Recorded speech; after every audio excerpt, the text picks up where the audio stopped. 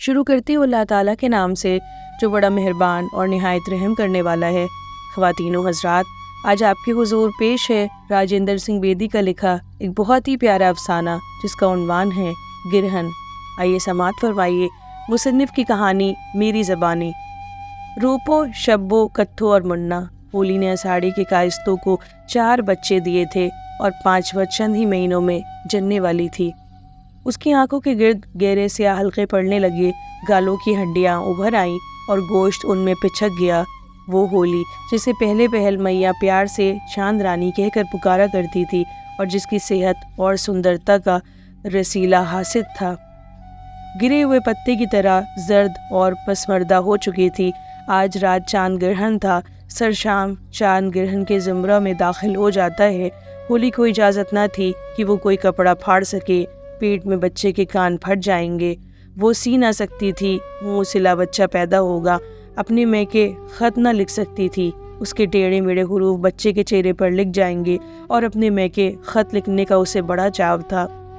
میکے کا نام آتے ہی اس کا تمام جسم ایک نامعلوم جذبے سے کانپ اٹھتا۔ وہ میکے تھی تو اسے سسرال کا کتنا چاو تھا، لیکن اب وہ سسرال سے اتنی سیر ہو چکی تھی کہ وہاں سے بھاگ جانا چاہتی تھی۔ اس بات کا اس نے کئی مرتبہ تہیہ بھی کیا، لیکن ہر دفعہ ناکام رہی۔ اس کا میکا اساڑی گاؤں سے 25 میل کے فاصلے پر تھا۔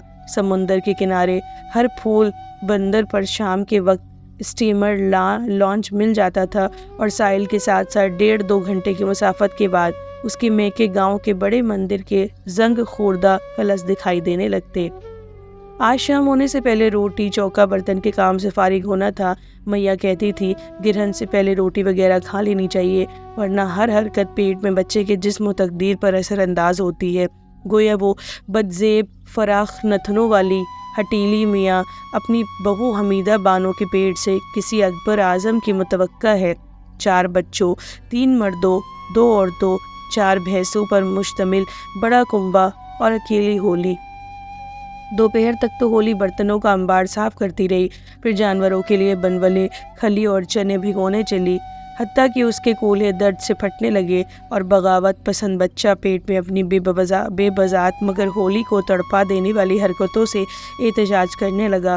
ہولی شکست کے احساس سے چوکی پر بیٹھ گئی، لیکن وہ بہت دیر تک چوکی یا فرش پر بیٹھنے کے قابل نہ تھی، اور پھر میاں کے خیال کے مطابق چوڑی چکلی چوکی پر بہت دیر بیٹھنے کے سے بچے کا سر چپٹا ہو جاتا ہے۔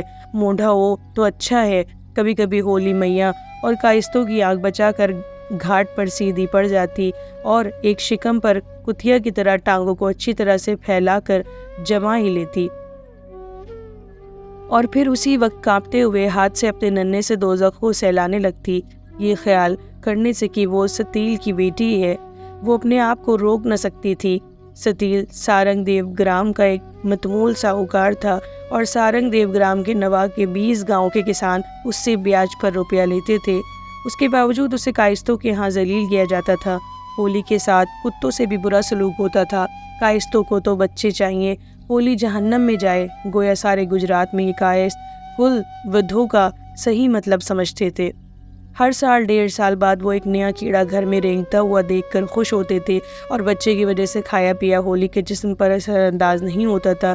شاید اسے روٹی بھی اسی لیے دی جاتی تھی کہ پیٹ میں بچہ مانگتا ہے، اور اسی لیے اسے حمل کے شروع میں چاٹ اور اب پھل آزاد نہ دیے جاتے تھے۔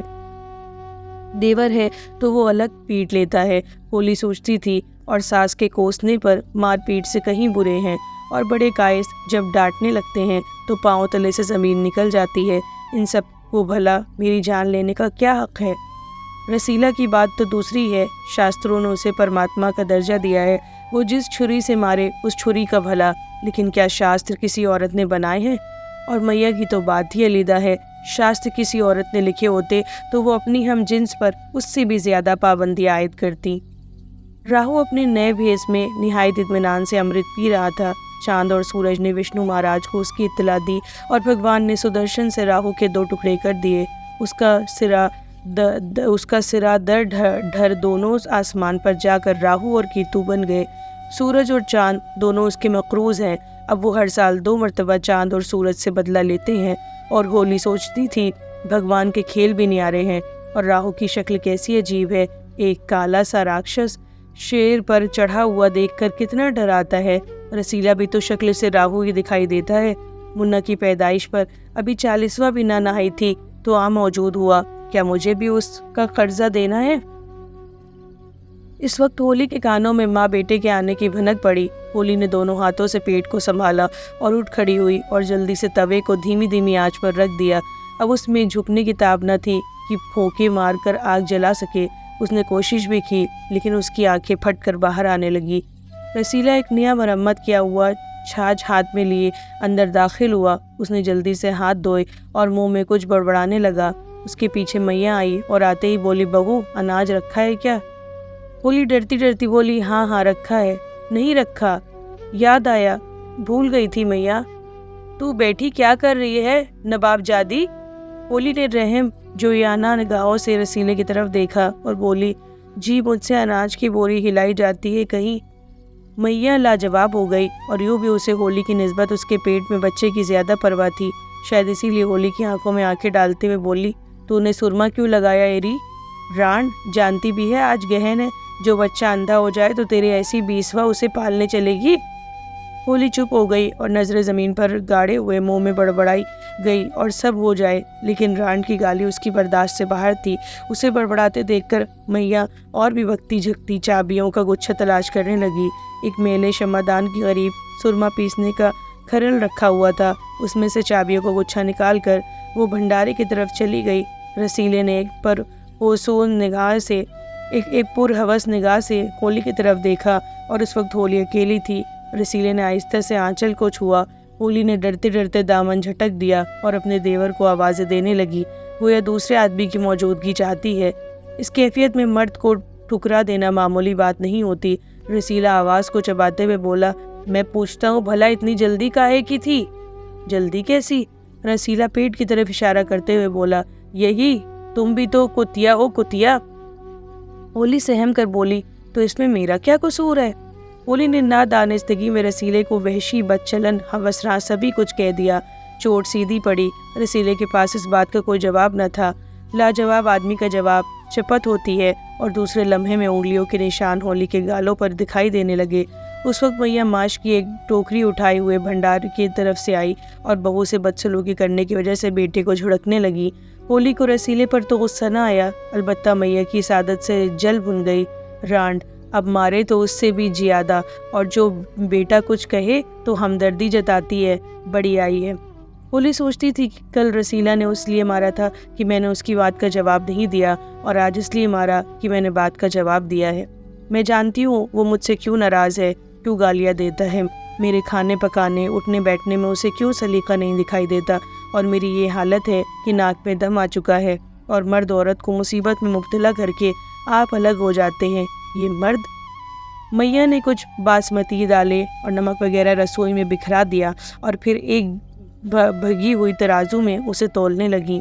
तराजू गीली थी, ये मैया भी देख रही थी, और जब बासमती चावल पेंदे से चिमट गए तो बहू मरती करती फूहड़ हो गई और आप इतनी सगुड़ कि नए दुपट्टे से पेंदा साफ करने लगी। जब बहुत मैला हो गया तो दुपट्टे को सर पर से उतार कर होली की तरफ फेंक दिया और बोली, ले धो डाल। अब होली नहीं जानती बेचारी को वो रोटियां पकाए या दुपट्टा धोए, बोले या ना बोले, हिले या ना हिले, वो कुतिया है या नवाब जादी। उसने दुपट्टा धोने ही में मसलियत समझी। उस वक्त चांद ग्रहण के ज़ुमरे में दाखिल होने ही वाला होगा। बच्चा धुले हुए कपड़े की तरह चुड़मुड़ सा पैदा होगा, और अगर माह 2 माह बाद बच्चे का बुरा सा चेहरा देखकर उसे कोसा जाए तो इसमें होली का क्या कसूर है? लेकिन कसूर और बेकसूरी की तो बात ही अलग है, क्योंकि ये कोई सुनने के लिए तैयार नहीं कि उसमें होली का गुनाह क्या है। सब गुनाह होली का है। इसी वक्त होली को सारंग देवराम याद आ गया। किस तरह वो सोच की शुरू में दूसरी औरतों के साथ गरबा नाचा करती थी और भाभी के सर पर रखे हुए घड़े के सुराखों में से रोशनी फूट फूट कर दालान के चारों कोनों को मुनव्वर कर दिया करती थी। इस वक्त सब औरतें अपने हिना बालिदा हाथों से तालियां बजाया करती थीं और गाया करती थी, मांदी तो वी मालवे एवे रंग गियो गुजरात रे, मांदी रंग ला गियो रे। उस वक्त वो एक उछलने कूदने वाली अल्हड़ छोकरी थी, एक बहरो काफिया से आज़ाद नज्म जो चाहती थी पूरा हो जाता था। घर में सबसे छोटी थी, नवाब जादी तो न थी اور اس کی سہیلیاں وہ بھی اپنے اپنے قرض خواہوں کے پاس جا چکی ہوں گی۔ سارنگ دیو گرام میں گرہن کے موقع پر جی کھول کر دان پن کیا جاتا ہے۔ عورتیں اکٹھی ہو کر ترویدی گھاٹ پر اشنان کے لیے چلی جاتی ہیں۔ پھول، ناریل، بتاشے سمندر میں بہاتی ہیں۔ پانی کی ایک اچھال منہ کھولے ہوئے آتی ہے اور سب پھول پتیوں کو قبول کر لیتی ہے۔ اس وقت کے اشنان سے سب مرد عورتوں کے گناہوں کا کفارہ ہو جاتا ہے، ان گناہوں کا جن کا ارتکاب لوگ گزشتہ سال کرتے رہے ہیں۔ اشنان سے سب پاپ دھل جاتے ہیں، بدن اور روح پاک ہو جاتے ہیں۔ سمندر کی لہر لوگوں کے سب گناہوں کو بہا کر دور، بہت دور، ایک نامعلوم، ناقابل عبور، ناقابل پیمائش سمندر میں لے جاتی ہے۔ 1 سال بعد پھر لوگوں کے بدن گناہوں سے آلودہ ہو جاتے ہیں، پھر گہنا جاتے ہیں، پھر دیا کی ایک لہر آتی ہے اور پھر پاک و صاف۔ جب گرہن شروع ہوتا ہے اور چاند کی نورانی عصمت پر داغ لگ جاتا ہے تو چند لمحات کے لیے چاروں طرف خاموشی اور پھر رام نام کا جاپ شروع ہوتا ہے۔ پھر گھنٹے، ناقوس، شنکھ ایک دم بجنے لگتے ہیں۔ اس شور و غوغا میں اشنان کے بعد سب مرد عورتیں جمگھٹے کی صورت میں گاتے بجاتے ہوئے گاؤں واپس لوٹتے ہیں۔ گرہن کے دوران میں غریب لوگ بازاروں اور گلی کوچوں میں دوڑتے ہیں، لنگڑے بیساکھیاں گھماتے ہوئے اپنی اپنی جھولیاں اور کشکول تھامے پلیگ کے چوہوں کی طرح ایک دوسرے پر گرتے پڑتے بھاگتے چلے جاتے ہیں، کیونکہ راہو اور کیتو نے خوبصورت چاند کو اپنی گرفت میں پوری طرح سے جکڑ لیا ہے۔ نرم دل ہندو دان دیتا ہے تاکہ غریب چاند کو چھوڑ دیا جائے، اور دان لینے کے لیے بھاگنے والے بھکاری چھوڑ دو دان کا وقت ہے، چھوڑ دو کا شور مچاتے ہوئے میلوں کی مسافت طے کر لیتے ہیں۔ چاند گرہن کے زمرے میں آنے والا ہی تھا۔ ہولی نے بچوں کو بڑے کائست کے پاس چھوڑا، ایک میلی کچیلی دھوتی باندھی اور عورتوں کے ساتھ ہر پھول مندر کی طرف اشنان کے لیے چلی۔ اب میاں، رسیلا، بڑا لڑکا شبو اور ہولی سب سمندر کی طرف جا رہے تھے۔ ان کے ہاتھ میں پھول تھے، گجرے تھے اور آم کے پتے تھے، اور بڑی اماں کے ہاتھ میں رودرکش کی مالا کے علاوہ مشک کافور تھا، جسے وہ جلا کر پانی کی لہروں میں بہا دینا چاہتی تھیں تاکہ مرنے کے بعد سفر میں اس کا راستہ روشن ہو جائے۔ اور ہولی ڈرتی تھی کیا اس کے گناہ سمندر کے پانی سے دھل جائیں گے۔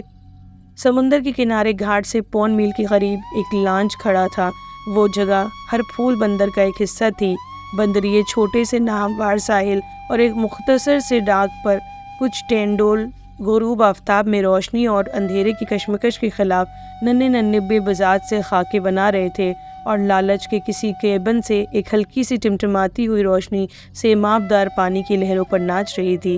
اس کے بعد ایک چرخی سی گھومتی ہوئی دکھائی دی۔ چند ایک دھندلے سے سائے ایک اژدہا نما رسے کو کھینچنے لگے۔ 8 بجے اسٹیمر لانچ کی آخری سیٹی تھی۔ پھر وہ سارنگ دیو گرام کی طرف روانہ ہوگا۔ اگر ہولی اس پر سوار ہو جائے تو پھر 1.5-2 گھنٹے میں وہ چاندنی میں نہاتے ہوئے گویا صدیوں سے آشنا کلش دکھائی دینے لگے، اور پھر وہیں اماں، کمار پن اور گربا ناچ۔ ہولی نے ایک نظر سے شبو کی طرف دیکھا۔ شبو حیران تھا کہ اس کے ماں نے اتنی بھیڑ میں جھک کر اس کا منہ کیوں چوما، اور گرم قطرہ کہاں سے اس کی گالوں پر آ پڑا۔ اس نے آگے بڑھ کر رسیلے کی انگلی پکڑ لی۔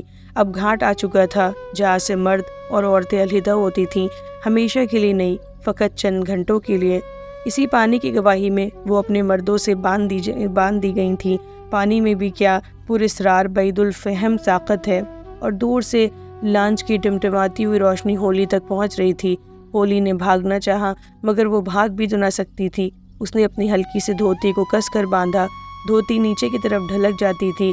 آدھ گھنٹے میں وہ لانچ کے سامنے کھڑی تھی۔ لانچ کے سامنے نہیں، سارنگ دیو گرام کے سامنے۔ وہ کلش، مندر کے گھنٹے، لانچ کی سیٹی، اور ہولی کو یاد آیا کہ اس کے پاس تو ٹکٹ کے لیے بھی پیسے نہیں ہیں۔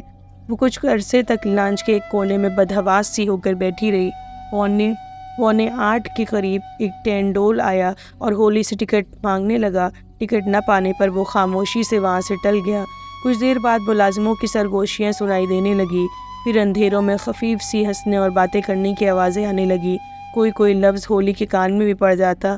مرغی، دولے، چابیاں میرے پاس ہے، پانی زیادہ ہوگا۔ اس کے بعد چند وحشیانہ کہے بلند ہوئے، اور کچھ دیر بعد 3-4 آدمی ہولی کو لانچ کے ایک تاریک کونے کی طرف ڈھکیلنے لگے۔ اسی وقت آبکاری کا ایک سپاہی لانچ میں وارد ہوا۔ ऐन जबकि दुनिया होली की आंखों में तारीक हो रही थी, होली को उम्मीद की एक शुआ दिखाई दी। वो सिपाही सारंग देवग्राम का ही एक छोकरा था और मैके के रिश्ते से भाई था। 6 साल हुए वो बड़ी उमंगों के साथ गांव से बाहर निकला था और साबरमती फांद कर किसी नामालूम देश को चला गया था। कभी कभी मुसीबत के वक्त इंसान के हवास बजा हो जाते हैं।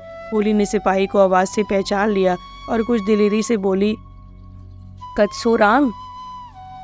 कथोराम ने शीतल की छोकरी की आवाज़ पहचान ली और बचपन में वो उसके साथ खेला था। कथोराम बोला, होले। होली यकीन से मामूर मगर भर्राई हुई आवाज़ में बोली, कत्थो भैया मुझे सारंग देवग्राम पहुंचा दो।